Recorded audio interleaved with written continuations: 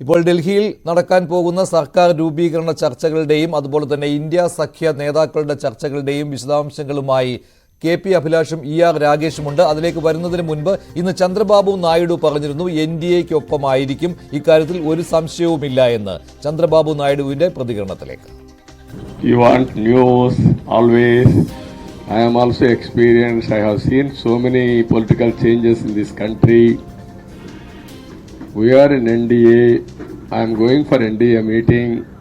In course of time, anything we will report to you. Thank you.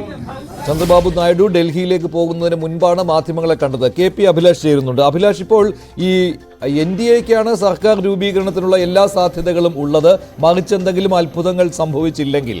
ഇവിടെ BJP ഇന്ന് സഖ്യ കക്ഷികളുമായി ചർച്ച നടത്തുകയാണല്ലോ. ഇതിൽ ഇപ്പോൾ നായിഡു വ്യക്തമാക്കിയതുപോലെ തന്നെയല്ലേ മറ്റു നേതാക്കളുടെയും അഭിപ്രായ പ്രകടനങ്ങൾ?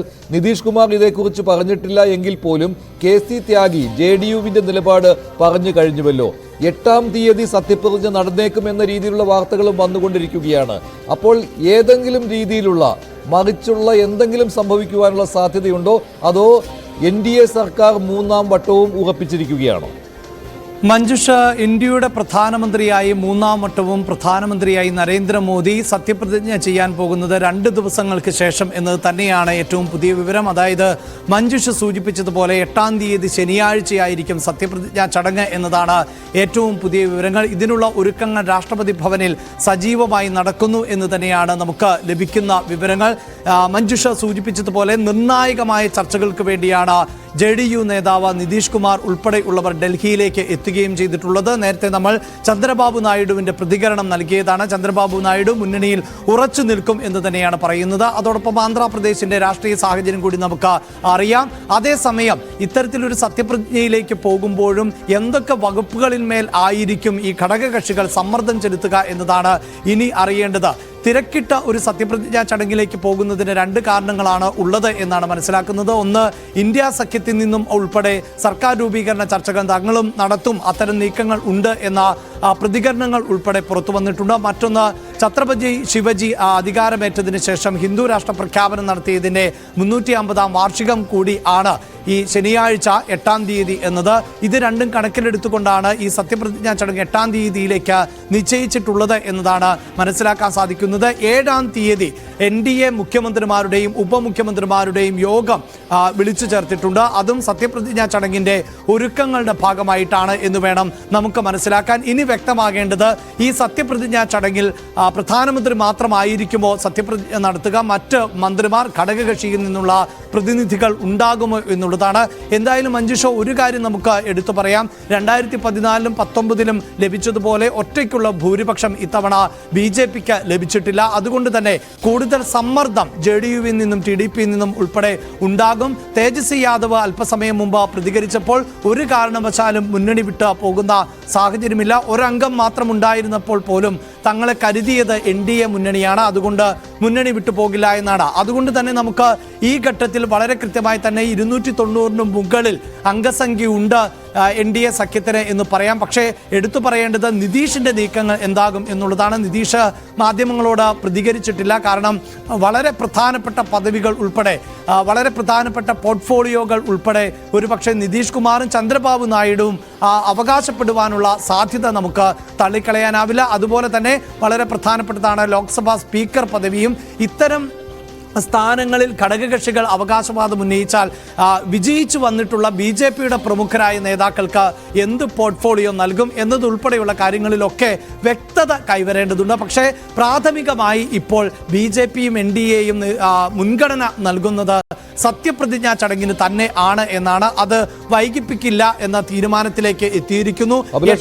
അതോടൊപ്പം തന്നെ ഇപ്പോൾ NDAയിലുള്ള കക്ഷികളെ കൂടാതെ മറ്റ് കക്ഷികളെ കൂടെ ചേർത്ത് ഇനി ഉണ്ടാകാൻ പോകുന്ന എന്തെങ്കിലും പ്രശ്നങ്ങൾ, എന്തെങ്കിലും സമ്മർദ്ദങ്ങൾ അതിജീവിക്കുവാനുള്ള ശ്രമങ്ങൾ കൂടി NDA നടത്തുന്നുണ്ടാവുമല്ലോ, ഇപ്പോൾ BJP നടത്തുന്നുണ്ടാവുമല്ലോ. ഇപ്പോൾ അതിലൊരു 18 ആളുകളെങ്കിലും ഇപ്പോൾ സ്വതന്ത്രരായ 6 പേരുണ്ട്. ഇവരുൾപ്പെടെ 18 പേരെങ്കിലും ഉണ്ട് ഒന്നിലും പെടാതെ, NDAയിലും ഇന്ത്യ സഖ്യത്തിലും ഇല്ലാതെ നിൽക്കുന്നവർ. ഇവരുമായിട്ടുള്ള ആശയവിനിമയം അതോടൊപ്പം തന്നെ നടക്കുന്നുണ്ടാവുമല്ലോ. അപ്പോൾ 300-ന് മേലേക്ക് ഈ NDAയുടെ അംഗബലം കൂട്ടുന്നതിന് വേണ്ടിയുള്ള ശ്രമങ്ങൾ അതിനുള്ള എന്തെങ്കിലും നീക്കങ്ങൾ നടക്കുന്നതായി അറിവുണ്ടോ? അതെന്തൊക്കെയാണ്? തീർച്ചയായും BJPയെ സംബന്ധിച്ച് നമുക്കറിയാം, എപ്പോഴും ചെറിയ പാർട്ടികളെ പോലും ഒപ്പം നിർത്തിക്കൊണ്ട് വിവിധ സംസ്ഥാനങ്ങളിലടക്കം ഭരണം പിടിച്ചിട്ടുള്ള ഒരു ചരിത്രം ഉണ്ട് BJPക്ക്. ഇപ്പോഴും BJPയെ സംബന്ധിച്ച് ഈ പ്രധാനപ്പെട്ട ഘടകകക്ഷികളായിട്ടുള്ള TDP ആകട്ടെ JDU ആകട്ടെ എല്ലാ സമയവും ഒപ്പം നിൽക്കണമെന്നില്ല എന്നും ഏതൊരു വിഷയത്തിന്മേലും സമ്മർദ്ദതന്ത്രം ചെലുത്തിയേക്കാം എന്നുമുള്ള തിരിച്ചറിവുകളുണ്ട്. അവിടെയാണ് ചെറിയ കക്ഷികൾക്ക് കൂടുതൽ പ്രാധാന്യം നൽകാനും അതോടൊപ്പം തന്നെ മഞ്ജുഷ സൂചിപ്പിച്ചതുപോലെ ഈ അതേഴ്സിൽ വരുന്നവർ അതിൽ വളരെ കുറച്ച് മാത്രമാണ് ഈ ഇന്ത്യ സഖ്യത്തിനോട് കൂടുതൽ താല്പര്യം കാണിക്കാത്തവർ എന്നുകൂടി നമുക്ക് അനുമാനിക്കേണ്ടതുണ്ട്. എന്തായാലും ആ അതേഴ്സിൽ നിന്ന് ആരെയൊക്കെ ഒപ്പം നിർത്താമോ അത്രയും അംഗങ്ങളെ കൂടി ഒപ്പം നിർത്തുവാനുള്ള നീക്കം തീർച്ചയായും BJP കേന്ദ്രത്തിൽ നിന്ന് നടക്കുന്നുണ്ട്. എന്നാൽ അതുമായി ബന്ധപ്പെട്ട വിവരങ്ങളൊന്നും തന്നെ ഇപ്പോഴും പുറത്തുവിടുന്നില്ല. ഈ തെരഞ്ഞെടുപ്പിന് ശേഷമുള്ള ഇപ്പോഴത്തെ ഈ നിമിഷങ്ങൾ എന്നത് BJPയെ സംബന്ധിച്ചിടത്തോളം ഏറ്റവും ക്രൂഷ്യലാണ്. അവിടെ സർക്കാർ രൂപീകരിക്കുക, വീണ്ടും പ്രധാനമന്ത്രിയാവുക, ജവഹർലാൽ നെഹ്റുവിന് ശേഷം തുടർച്ചയായി 3ാം തവണയും പ്രധാനമന്ത്രിയാവുക, അങ്ങനെ അധികാരത്തിലേക്ക് ആദ്യം എത്തുക, അതിനുശേഷം മറ്റു വിഷയങ്ങൾ സോൾവ് ചെയ്യുക എന്നത് തന്നെയാണ് BJPയുടെ ലക്ഷ്യം. സമാന്തരമായി തന്നെ ഈ മറ്റ് പ്രതിനിധികളായി വരുന്നവരിൽ നിന്ന് കൂടുതൽ ആഭിമുഖ്യം, ഇന്ത്യ സഖ്യത്തോട് കൂടുതൽ ആഭിമുഖ്യം പുലർത്താത്തവരുമായി ആശയവിനിമയം നടത്തുക, ഇങ്ങനെ ഓരോ ഘട്ടം ഘട്ടമായും അതോടൊപ്പം തന്നെ ഗ്രൂപ്പ് തിരിഞ്ഞുമൊക്കെയുള്ള പ്രവർത്തനങ്ങൾ തന്നെയാണ് വളരെ സജീവമായി മുന്നോട്ട് പോകുന്നത്. സർക്കാരിൻ്റെ അവകാശവാദം ഉൾപ്പെടെ എപ്പോഴാണ് ഉന്നയിക്കേണ്ടത്, എപ്പോഴാണ് രാഷ്ട്രപതിയെ കണ്ട് സർക്കാർ രൂപീകരണത്തിനുള്ള അവകാശവാദം ഉന്നയിക്കേണ്ടത്, ഇക്കാര്യങ്ങളിൽ എല്ലാം തന്നെ തീരുമാനം എടുക്കേണ്ടതുണ്ട്. പക്ഷേ നിലവിൽ സർക്കാർ രൂപീകരണത്തിനും അതോടൊപ്പം തന്നെ സത്യപ്രതിജ്ഞാ ചടങ്ങിനും തന്നെയാണ് നേതൃത്വം നൽകുന്നത്. മാത്രമല്ല ഇന്ത്യ സഖ്യത്തിലും സർക്കാർ രൂപീകരണ ചർച്ചകളുമായിട്ട് BJP മുന്നോട്ട് പോവുകയാണ്. ഇന്ന് എല്ലാ ഘടകകക്ഷി നേതാക്കളുമായിട്ടും ചർച്ച നടത്തുന്നതിന് വേണ്ടിയാണ് NDA യോഗം ഡൽഹിയിൽ വിളിപ്പിച്ചിരിക്കുന്നത്. ഇതിൽ പങ്കെടുക്കുന്നതിന് വേണ്ടി നിതീഷ് കുമാർ ഡൽഹിയിൽ എത്തിക്കഴിഞ്ഞു. ചന്ദ്രബാബു നായിഡു പുറപ്പെട്ടു കഴിഞ്ഞു ഡൽഹിയിലേക്ക്. അതോടൊപ്പം തന്നെ ചിരാഗ് പാസ്വാൻ ഡൽഹിയിലേക്ക് എത്തുകയാണ്. ഷിൻഡെ ഡൽഹിയിലേക്ക് വരും. അങ്ങനെ പ്രധാനപ്പെട്ട നേതാക്കളുമായി HD കുമാരസ്വാമി ഡൽഹിയിലെത്തും ഇന്ന്. അങ്ങനെ പ്രധാനപ്പെട്ട എല്ലാ നേതാക്കളുമായിട്ട് ഇന്ന് BJP ചർച്ച നടത്താൻ പോവുകയാണ്. സർക്കാർ രൂപീകരണത്തിനാണ് ഇത്. അതോടൊപ്പം തന്നെ എന്നത്തേക്കാണ് സത്യപ്രതിജ്ഞ നടത്താൻ പോകുന്നത്, ഇതിനെക്കുറിച്ചുള്ള വിവരവും ഇന്ന് കിട്ടും. അതോടൊപ്പം ഇന്ത്യ സഖ്യത്തിൻ്റെ യോഗം ഇന്ന് ഡൽഹിയിൽ നടക്കാൻ പോവുകയാണ്. സ്റ്റാലിൻ യോഗത്തിൽ പങ്കെടുക്കാൻ പോയി തിരിച്ചിട്ടുണ്ട്. കോൺഗ്രസ് നേതാക്കൾ അങ്ങോട്ട് എത്തിക്കൊണ്ടിരിക്കുകയാണ്. സീതാറാം യെച്ചൂരി യോഗത്തിൽ പങ്കെടുക്കും. ആം ആദ്മി പാർട്ടി നേതാക്കൾ പ്രതിനിധിയെ അയക്കുന്നുണ്ട്. മമതാ ബാനർജിയും തൃണമൂൽ കോൺഗ്രസിന്റെ സാന്നിധ്യവും ഈ യോഗത്തിൽ ഉണ്ടാവും എന്ന് തന്നെയാണ് പ്രതീക്ഷിക്കുന്നത്. ആരും യോഗത്തിൽ നിന്ന് വിട്ടുനിൽക്കും എന്ന് അറിയിച്ചിട്ടില്ല. ഉദ്ധവ് താക്കറെ നേരിട്ട് പങ്കെടുക്കുന്നില്ല എങ്കിൽ പോലും പാർട്ടിയുടെ പ്രതിനിധി യോഗത്തിൽ പങ്കെടുക്കുമെന്നാണ് അറിയിച്ചിട്ടുള്ളത്. തേജസ്വി യാദവ് ഡൽഹിയിലേക്ക് വന്നിട്ടുണ്ട്. അദ്ദേഹത്തിന്റെ പ്രതികരണത്തിലേക്ക്. के खिलाफ वोट किया गया है, संविधान लोकतंत्र को बचाने के लिए वोट किया गया है, तो हमको लगता है कि अभी जनता जो है मालिक है और हम लोगों को अब जो बैठक है शाम में, उसके बाद देखते हैं क्या निर्णय होता है. വൈകിട്ടത്തെ യോഗത്തിന് വേണ്ടി കാത്തിരിക്കുകയാണ് ഇന്ത്യ സഖ്യത്തിന്റെ നേതാക്കളും. RJDയുടെ നിലപാടാണ് തേജസ്വി യാദവ് അറിയിച്ചത്. കൂടുതൽ വിവരങ്ങളുമായി ER രാഗേഷ് ചേരുകയാണ്.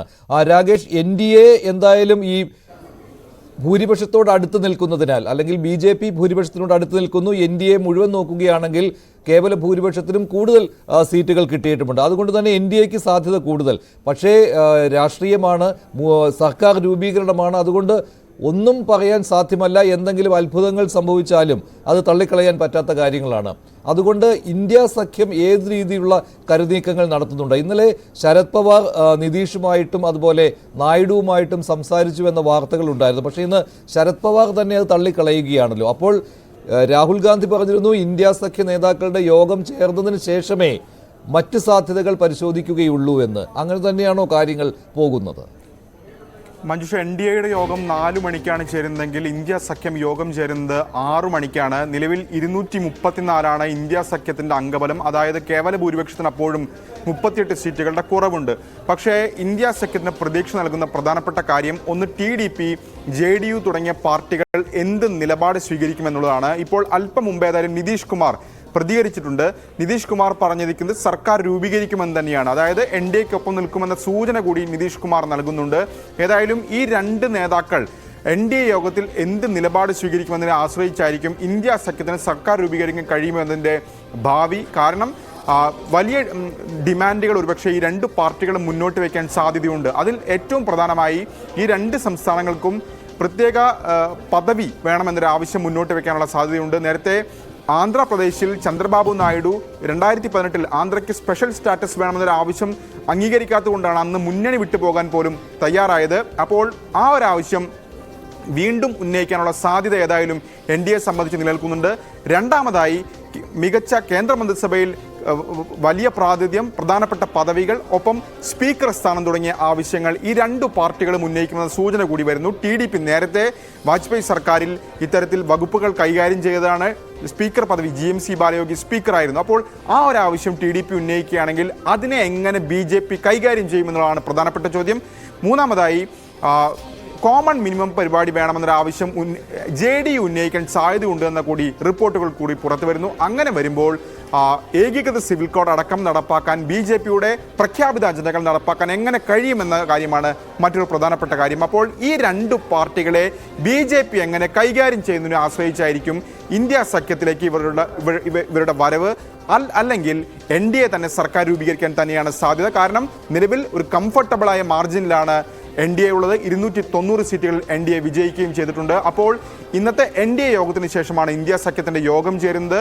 ആ യോഗം ഒരുപക്ഷെ NDA യോഗത്തിന് തീരുമാനം അറിഞ്ഞതിന് ശേഷമായിരിക്കും സർക്കാർ രൂപീകരണ ചർച്ചകളിലേക്കൊക്കെ കടക്കുക. ഇന്നിപ്പോൾ KC വേണുഗോപാൽ രാവിലെ ഡൽഹിയിൽ മാധ്യമങ്ങളെ കണ്ടപ്പോൾ പറഞ്ഞത് തിരക്ക് പിടിച്ച അത്തരം ചർച്ചകളിലേക്ക് പോകുന്നില്ല എന്ന് പറയുമ്പോൾ NDAയിൽ അല്ലെങ്കിൽ NDA യോഗത്തിൽ ഈ രണ്ട് പാർട്ടികൾ എന്തു പറയുന്നു എന്നത് അറിയാൻ വേണ്ടി കാത്തിരിക്കുകയാണ് ഇന്ത്യ സഖ്യം എന്ന് തന്നെ പറയാം. ശരത് പവാർ ഏതായാലും ഇന്നലെ ചർച്ചകൾ നടത്തിയെന്ന കാര്യമൊക്കെ തള്ളിക്കളഞ്ഞുകൊണ്ട് സ്വാഭാവികമായും അത്തരമൊരു കാര്യം ഈ ഘട്ടത്തിൽ പരസ്യമായി പറയാൻ തയ്യാറാകണം ഇത്തരമൊരു പ്രതികരണത്തിലേക്ക് അദ്ദേഹത്തെ നയിക്കുകയും ചെയ്തത്. ഏതായാലും പ്രധാനപ്പെട്ട നേതാക്കളൊക്കെ തന്നെ യോഗത്തിൽ പങ്കെടുക്കുന്നുണ്ട്. ഉദ്ധവ് താക്കറെ പങ്കെടുക്കുന്നില്ല, പകരം സഞ്ജയ് റാവുത്ത് യോഗത്തിൽ പങ്കെടുക്കുന്നുണ്ട്. MK സ്റ്റാലിൻ പങ്കെടുക്കുന്നുണ്ട്. തൃണമൂൽ കോൺഗ്രസിന് പ്രതികരിച്ചുകൊണ്ട് അഭിഷേക് ബാനർജി യോഗത്തിൽ പങ്കെടുക്കുമെന്ന് അറിയിച്ചിട്ടുണ്ട്. ശരത് പവാർ പങ്കെടുക്കുന്നുണ്ട്. രാഹുൽ ഗാന്ധി, മല്ലികാർജ്ജുൻ ഖർഗെ, സീതാറാം യെച്ചൂരി, D രാജ തുടങ്ങിയ നേതാക്കളൊക്കെ തന്നെ പങ്കെടുക്കുന്നുണ്ട്. ഏതായാലും ഇന്ത്യ സഖ്യം വൈകിട്ട് യോഗം ചേർന്നുകൊണ്ട് ഭാവി തീരുമാനങ്ങൾ ചർച്ച ചെയ്യും. ശരി, രാകേഷാണ് വിവരങ്ങൾ നൽകിയത്. ഡൽഹി കേന്ദ്രീകരിച്ചുള്ള ചർച്ചകൾക്ക് ഇന്ന് തുടക്കമാവുകയാണ്. ഇന്ത്യ സഖ്യം നിലവിൽ മറ്റ് കക്ഷികളുമായിട്ടൊന്നും കൂടിയാലോചന നടത്തിയിട്ടില്ല എന്ന് പറയുകയാണ്. പക്ഷേ NDAയിൽ എന്താണ് ഉരുത്തിരിഞ്ഞു വരുന്നത് എന്ന് നോക്കിയതിനു ശേഷമായിരിക്കും സാധ്യതകൾ ഇന്ത്യ സഖ്യം തേടാൻ പോകുന്നത്.